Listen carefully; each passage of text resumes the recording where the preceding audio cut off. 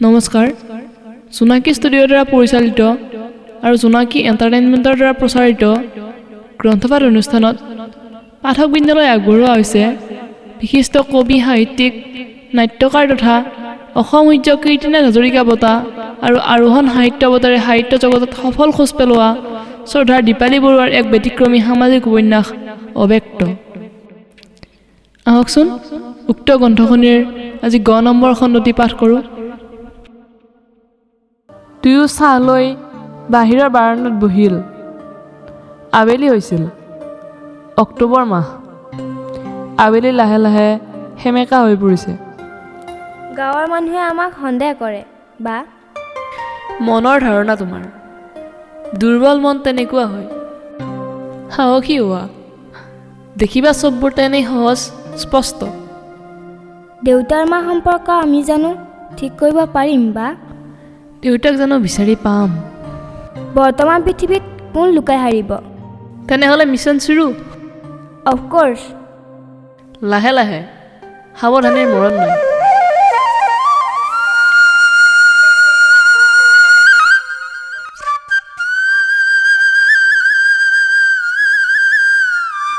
কবিতাটো লিখি সিদ্ধাৰ্থই পঢ়ি চালে। বুকুৰ সেউজী ঘাঁহনিত জোনাক চিটিকি কলিজা কোমল হৈ পৰে। আল ফুলে যতনে বহুৱাম সবাকে নকোৱা বহু কথা ক'বলৈ।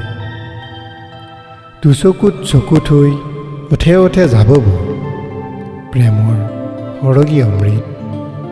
মই আছোঁ ৰৈ বুকুৰ তলত তোমাৰ বাবে লগৰী এটি দুটি ফুল বুটলি। সময় গৈ অতীত হয় সোঁৱৰণি মাথো স্মৃতি। নদীৰ দৰে জীৱনৰ গতি উভতি নাযায়। তুমি বাৰু জানানে, তুমি বাৰু বুজানে মৰমে কেনেকৈ জোৰায়?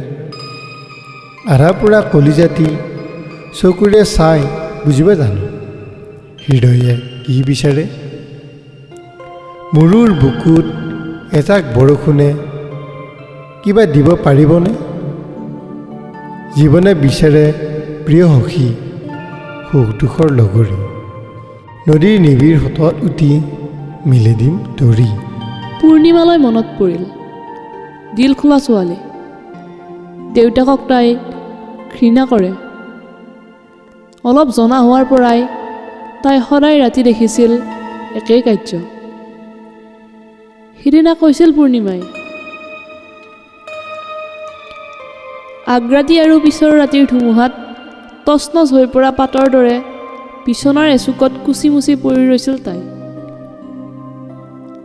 আগৰাতি মদৰ নিচাত থকা দেউতাকে মাকৰ গাৰ পৰা কাপোৰবোৰ টানি বিচনাত জপিতিয়াই ধৰিছিল।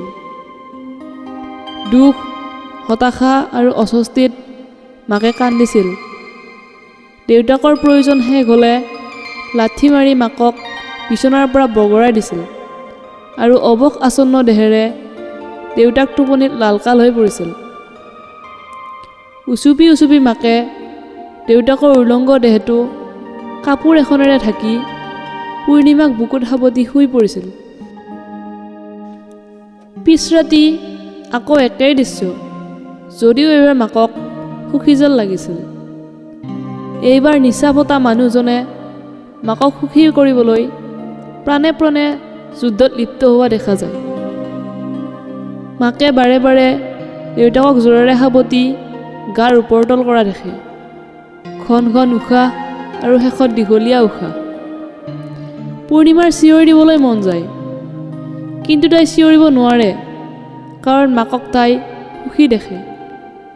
পূৰ্ণিমাই কোনো কাৰণতে দেউতাক নামৰ মানুহজনক বিশ্বাস কৰিব পৰা নাছিল। অৱশেষত সেয়াই হৈছিল। পনিয়লৰ দৰে ঢিলা হৈ যোৱা মাকৰ দেহৰ প্ৰতি দেউতাকৰ মোহ ভংগ হৈছিল আৰু এদিন টান পুৰঠ নাৰীৰ সংস্পৰ্শ বিচাৰি তেওঁ আঁতৰি গৈছিল। নাৰীয়ে দেহক সংযত কৰি ৰাখিব পাৰে। পূৰ্ণিমাক বুকুত সাৱটি মাকে ৰৈ গ'ল উৰুষা প্ৰজাতিত। সিদ্ধাৰ্থক কৈছিল পূৰ্ণিমাই এইবোৰ। কোনো লাজ সংকোচ নাছিল। জানা সিদ্ধাৰ্থ, এই যে দেহ ইয়াক লাৰি দিলে তৰ তৰকৈ উঠে আৰু যদি নালাৰাত চেতনাহীন নিৰ্জীৱৰ দৰে নিথৰ হৈ থাকে। গতিকে আমি শুই থকাৰ পশুক জগাই দি আত্মৰক্ষা কৰিবলৈ দৌৰি ফুৰা ভাল হ'বনে শুই থাকিবলৈ দি নিৰাপদে থকা ভাল হ'ব? সিদ্ধাৰ্থ সেইদিনা দোমোজাত পৰিছিল। কি ক'ব সি? কাৰণ প্ৰকৃত পুৰুষ বা নাৰীয়ে সমূহ সমৰত নামিবলৈ ভাল পায়। পলায়নবাদীবোৰ কাপুৰুষ। ভোক থাকিলেহে খাদ্যৰ তৃপ্তি পাব পাৰি। খাবলৈ মন নথকাবোৰ নিশ্চয় বেমাৰী হ'ব লাগিব। সিদ্ধাৰ্থ নিজৰ কোমল বিচনাখনত উত্তেজিত হৈ পৰে। টোপনিত প্ৰায়ে কোনোবা নাৰীৰ নিবিড় সংগ লাভ কৰে। সাৰ পাই দেখে অন্তবাস ভিজি আছে। সি ভাবে জীৱ মাত্ৰেই জৈৱিক তাৰণাৰ বশৱৰ্তী। অন্ধ, খুৰা, কোঙা, বেঙা, পাগল চবৰে আন নহ'লেও জৈৱিক ক্ষুধা আছেই। সিদ্ধাৰ্থই পূৰ্ণিমালৈ হোৱাটছএপত কবিতাটি পঠিয়াই দিলে। পূৰ্ণিমা তাৰ প্ৰিয় লেখিকা। আস্থালৈ ফোন লগালে। হেল্ল' আস্থা। কোৱা সিদ্ধাৰ্থ। ঘৰলৈ গৈ ইমান বিজি হৈ গ'লানে? মই যে দিল্লীৰ পৰা আহি পাবলৈ এসপ্তাহ হ'ব। খবৰ এটা কৰিব নালাগে? হ'ব চেণ্টি ফালিব নালাগে। তুমি কি ছোৱালী? একচুৱেলি সঁচাই মই বিজি। ক'ব নোৱাৰা? নিশ্চয় ক'ম। লগ দিবানে? এতিয়া নহয়, দুদিনমান যাওক। অহা সপ্তাহত মই কাশ্মীৰ যাম, প্ৰগ্ৰেম আছে। কাশ্মীৰত একেবাৰে থাকিব যাবা নেকি? তুমি নুবুজিবা। বুজাই দিয়া। মানে? অ'কে বাবা, পিছত কথা পাতিম, বাই। আস্থাই ফোনটো কাটি দিলে। সিদ্ধাৰ্থৰ এটা খং উঠি গ'ল। আস্থাক এটা অহংকাৰী ছোৱালী যেন লাগি গ'ল। ছোৱালী অলপ নমনীয় হ'ব লাগে। কলেজৰ মেগাজিন ছেক্ৰেটাৰী আস্থাৰ সম্পাদকীয় পঢ়ি নবীন কবি সিদ্ধাৰ্থৰ বৰ ভাল লাগিছিল। তাৰ কবিতা এটাও আলোচনীত উঠিছিল।